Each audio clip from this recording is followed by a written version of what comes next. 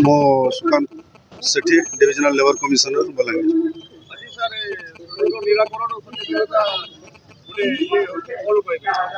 आज हूँ विश्व श्रमिक निरोध दिवस, विश्व शिशु श्रमिक निरोध दिवस, world day against child labour.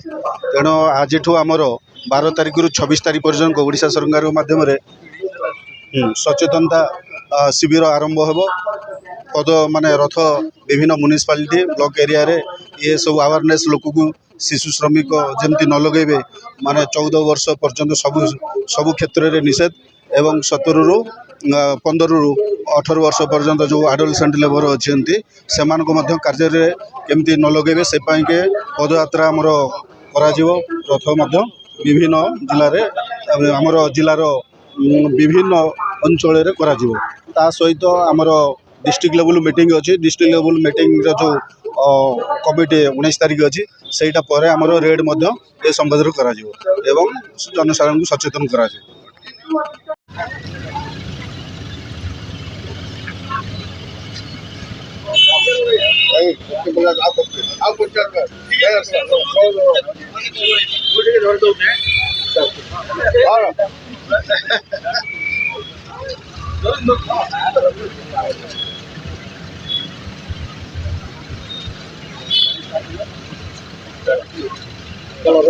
आज फोटो आज फोटो छाई आज फोटो छाई